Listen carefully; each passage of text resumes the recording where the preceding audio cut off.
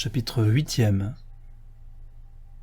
Au bout de 8 jours, le vaisseau qui devait transporter Günther et Lydéric en Islande étant prêt, ils partirent accompagnés de 100 des meilleurs chevaliers du pays des Higlands. En partant, Lydéric donna à Grimhilde les 2 femmes du roi Albéric, dont elle fit à l'instant même ses dames d'honneur, afin de pouvoir causer tout à son aise avec elle de celui qui, pour la posséder, allait tenter une entreprise si périlleuse. Vers le soir du 3e jour de la navigation, on aperçut une grande lueur à l'horizon, et les 2 jeunes gens ayant interrogé le pilote, celui-ci répondit que ce devait être l'embrasement du château de Ségard. En effet, à mesure que la nuit s'avança, l'incendie devint plus visible. On distinguait les hautes murailles crénelées qui brûlaient sans se consumer, car elles étaient en pierre d'amiante, puis dans ces murailles, des portes au nombre de 10, dont chacune était gardée par un dragon. Au point du jour, le vaisseau, toujours guidé par l'embrasement comme par un immense phare, aborda dans un beau port que dominait le château. Günther voulait aussitôt s'élancer à terre et essayer de passer à travers les flammes, mais Lydéric le retint, lui disant qu'il avait, lui, tous les moyens de mener l'entreprise à bien, qu'il le laissa donc faire et qu'il lui en rendrait bon compte. Le roi resta donc sur le vaisseau avec ses 100 cavaliers, et Lydéric, ayant mis Balmung à son côté, passé son fouet d'or à sa ceinture et posé sur sa tête le casque qui rend invisible, sauta sur le rivage, et sans se donner la peine de choisir une porte plutôt qu'une autre, s'avança vers celle qui était la plus proche de la mer. Elle était gardée par une hydre monstrueuse qui avait 6 têtes, dont 3 veillaient sans cesse, tandis que les 3 autres dormaient. Lydéric s'avança résolument vers elle, et quoiqu'il fût invisible, l'hydre entendit le bruit de ses pas. Aussitôt les 3 têtes qui veillaient réveillèrent les 3 têtes endormies, et toutes les 6 se dressèrent en jetant des flammes du côté d'où venait le bruit. Ces flammes étaient si vives et si ardentes que leur chaleur, jointe à celle des murailles, ne permettait pas à Lydéric d'approcher de l'hydre à la longueur de Balmung. Force lui fut donc de remettre son épée au fourreau et de se contenter de son fouet d'or. Mais il s'en escrima si heureusement qu'au bout de quelques secondes, l'hydre tourna le dos et se mit à fuir. Lydéric la poursuivit et entra avec elle dans la ville. Là, l'ayant forcée d'entrer dans un cul-de-sac, il la fouetta si bien qu'elle cessa de jeter des flammes pour jeter du sang. Lydéric profita de ce changement, repassa son fouet à sa ceinture, tira Balmung, coupa l'une après l'autre les 6 têtes du monstre et continua son chemin. Il n'y avait point à se perdre, toutes les rues étaient tirées au cordeau et toutes correspondaient au palais de la princesse qui était situé au centre de la ville. Lydéric s'avança vers ce palais au milieu d'un silence étrange. Tout le long de la route, il trouvait des commissionnaires endormis sur leurs crochets, des facteurs le bras étendu vers la sonnette de la maison où ils portaient des lettres, des cochers assis sur le siège de leur voiture, le fouet à la main, des chasseurs derrière, des marchands et des marchandes assis sur le pas de la porte, une procession qui allait à l'église, et tout cela dormait profondément et silencieusement, à l'exception du joueur de serpents qui soufflait de telle façon que l'on aurait pu croire qu'il continuait à jouer de son instrument. Le comte de Flandre continua son chemin et entra dans le palais. Le même silence qu'au dehors y régnait. Le gardien du donjon dormait, en tenant sa trompe à la main. Les chiens étaient couchés près de la porte. Les oiseaux se tenaient perchés sur les arbres. Les mouches étaient immobiles sur les murs. À mesure que Lydéric pénétrait dans les appartements, il lui était facile de voir que le sommeil avait surpris les habitants du château au milieu d'une fête. Les antichambres étaient pleines de laquais qui étaient debout, portant des plateaux servis et rapportant des plateaux vides. Enfin, il entra dans la salle de bal, et il trouva tous les conviés achevant une contredanse, les uns ayant le bras et les autres la jambe en l'air. Rien d'ailleurs n'était changé à la figure. Les musiciens avaient l'archet sur les cordes de leur violon et la bouche au bec de leur clarinette. Sur une espèce de trône était couché un beau chevalier portant une armure étincelante de pierreries et le front couvert d'un casque d'or. Comme il semblait le roi de la fête, Lydéric alla droit à lui et détacha son casque. Mais alors de magnifiques cheveux blonds se répandirent sur ses épaules, et un délicieux visage de femme lui apparut, encadrée par eux comme dans une auréole d'or. Lydéric approcha sa joue de la sienne pour sentir si elle respirait encore. Un souffle doux et parfumé lui prouva que la vie n'avait point cessé d'animer ce beau corps. Alors Lydéric, ayant la bouche si près de cette bouche de corail, ne put résister au désir d'y déposer un baiser, mais si doucement qu'à peine ses lèvres eurent touché les lèvres de la belle guerrière, celle-ci tressaillit et ouvrit les yeux. En même temps qu'elle, tout se réveilla. Les musiciens reprirent leur ritournelle, les danseurs achevèrent leur gigue, et les laquais entrèrent avec les rafraîchissements.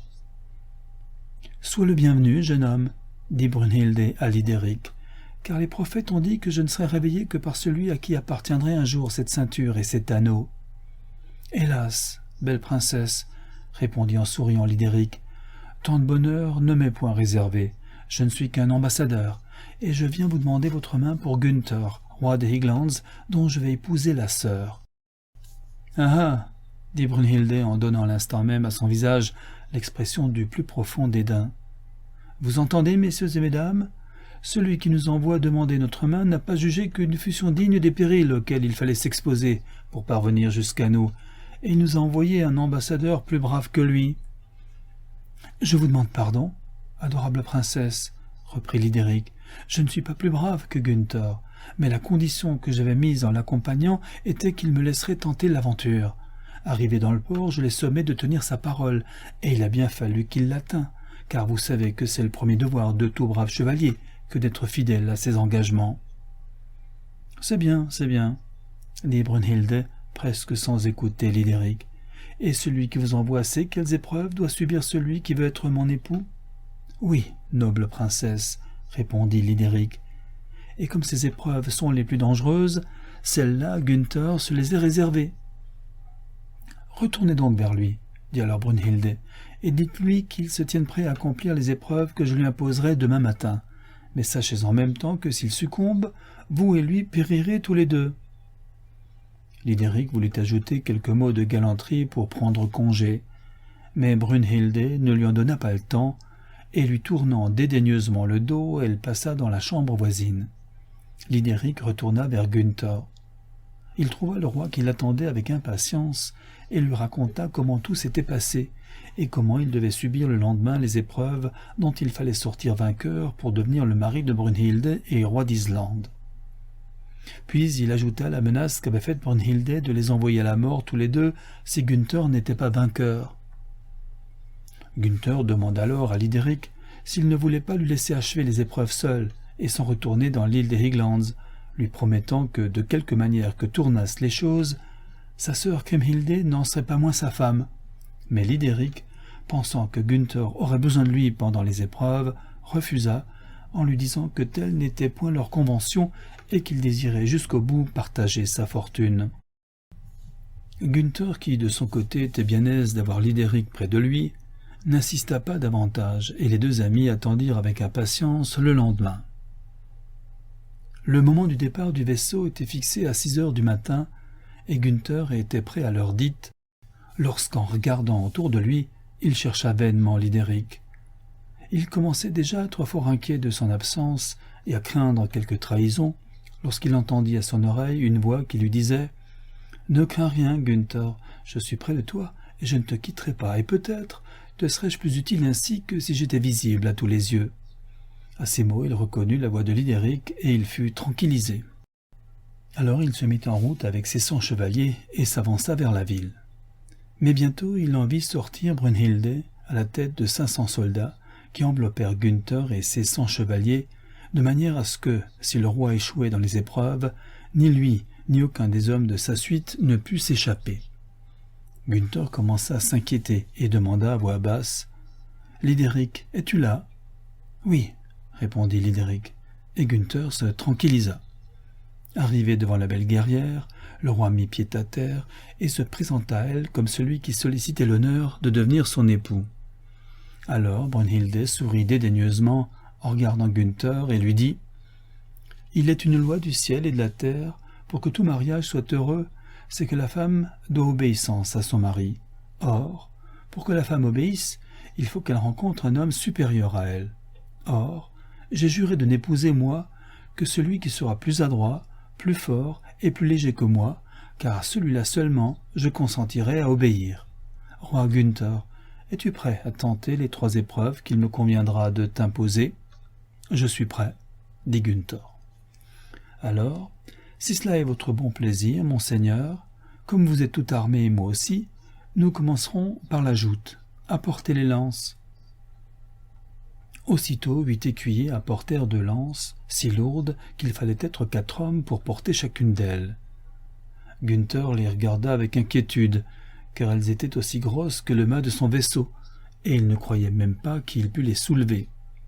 Lydéric vit son inquiétude et lui dit « Ne crains rien, et fais-moi place sur le devant de la selle, c'est toi qui feras le geste, et c'est moi qui porterai et qui recevrai le coup. » Ces paroles rassurèrent Gunther, de sorte qu'il accepta sans hésiter, ce qui parut fort étonner Brunhilde, qui prit une des 2 lances qu'elle souleva avec une facilité extraordinaire, et mettant son cheval au galop, elle alla se placer à l'endroit d'où elle devait courir. Quant à Gunther, il souleva la sienne avec la même aisance que si c'était un fétu de paille, ce qui excita un long murmure d'admiration parmi les assistants, et il alla se placer à 100 pas en face de Brunhilde. Les juges donnèrent le signal, les chevaux partirent au galop, et les 2 adversaires se rencontrèrent au milieu du chemin, et au grand étonnement de tout le monde, la lance de Gunther se brisa en morceaux sur le bouclier d'or de Brunhilde, mais en la frappant d'un tel choc que la belle guerrière fut renversée jusque sur la croupe de son cheval, de sorte que son casque tomba et laissa voir son visage tout enflammé de colère et de honte. Quant à Gunther, comme le choc avait atteint Lydéric, il était resté ferme et inébranlable sur ses arçons. « Je suis vaincu, » dit la reine en jetant sa lance. « Passons à la seconde épreuve. » Et elle descendit de cheval. « Tu ne t'en vas pas, » dit Gunther à Lydéric. « Non, sois tranquille, » répondit Lydéric. « Bien, » dit Gunther. Et alors, il reçut d'un visage modeste et souriant les compliments de ses 100 cavaliers, qui lui dirent que jamais il ne lui avait vu déployer une pareille foi, et pour la première fois le roi Gunther reconnut en lui-même que ses courtisans lui disaient la vérité. Pendant ce temps, 12 hommes apportaient une énorme pierre dont l'aspect seul fit frissonner Gunther. « Vois-tu ce qu'ils font » demanda tout bas Gunther à Lydéric. « Oui, » dit Lydéric, « ne t'inquiète pas. »« Roi Gunther, » dit Brunhilde, « tu vois bien cette pierre.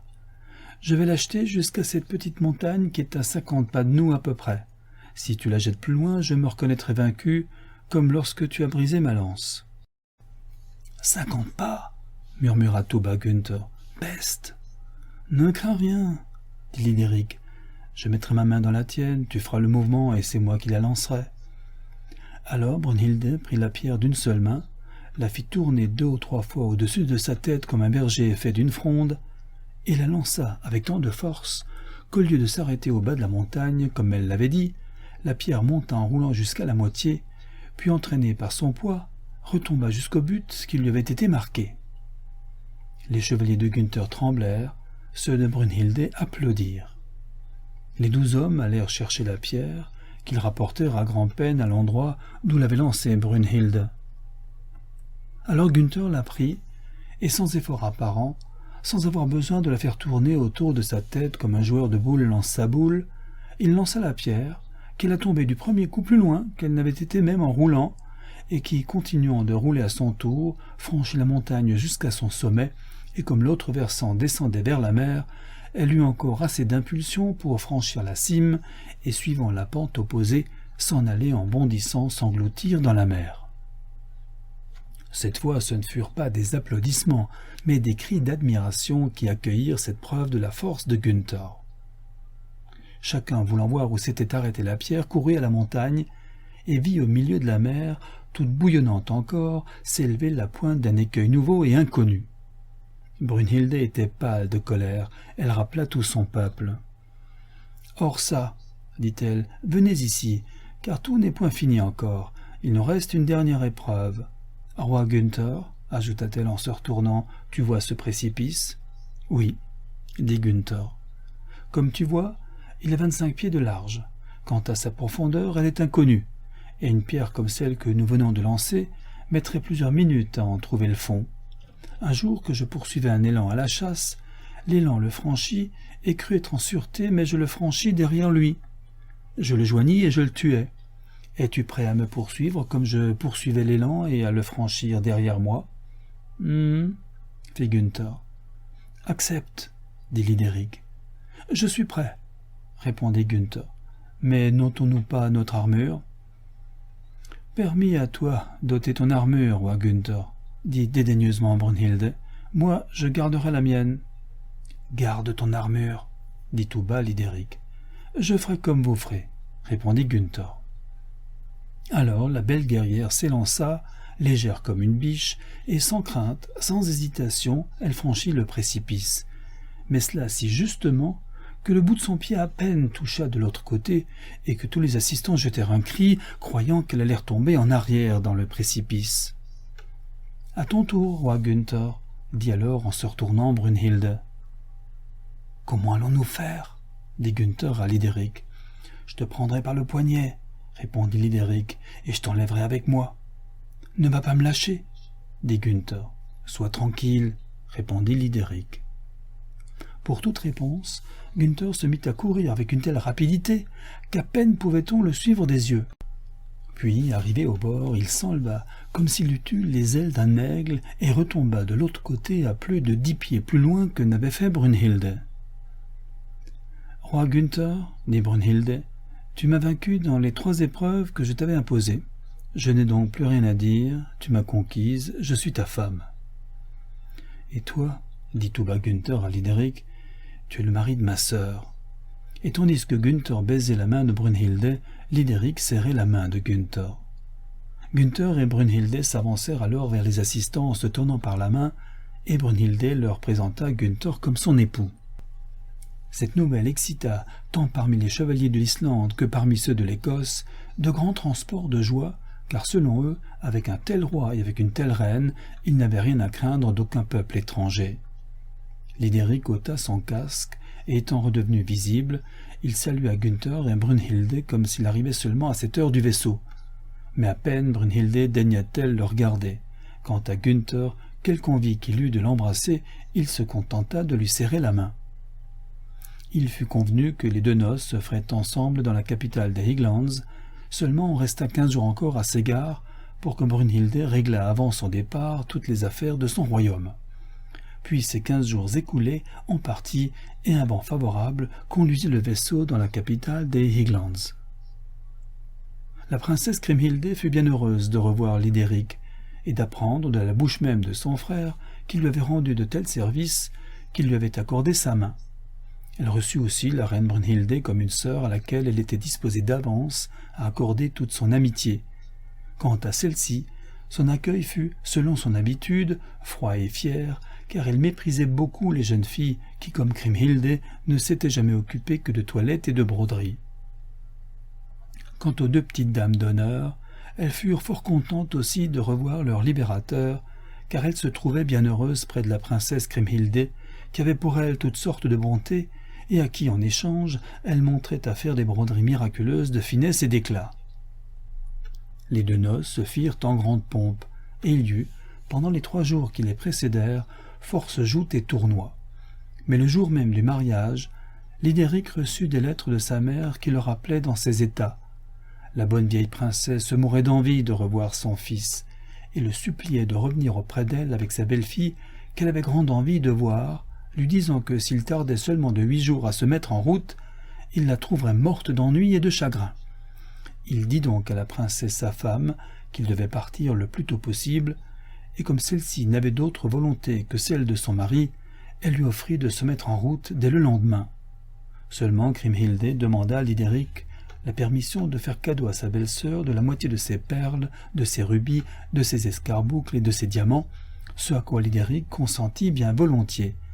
Mais Brunhilde renvoya fièrement les pierreries à sa belle-sœur, en lui faisant dire que ses bijoux à elle étaient sa lance, sa cuirasse, son bouclier, son casque et son épée. Ce renvoi fut un nouveau motif à Lydéric de partir promptement, car il vit bien que s'il était resté plus longtemps à la cour du roi son frère, la mésintelligence n'aurait point tardé à se mettre entre les 2 femmes. Lydéric et Kriemhilde partirent donc pour le château de Buch, qu'habitait toujours la vieille princesse, et ils y arrivèrent au bout de 3 jours de route. Ermengarde fut bien joyeuse de revoir son fils, et elle fit à Kriemhilde un véritable accueil de mère. Au reste, tout allait parfaitement dans les États du comte de Flandre. Ces peuples, étant plus heureux qu'ils n'avaient jamais été, ne demandaient rien autre chose au ciel que la conservation d'un si bon prince. Au bout de 9 mois juste, la princesse Kriemhilde accoucha d'un beau garçon qui reçut en baptême le nom d'Andracus.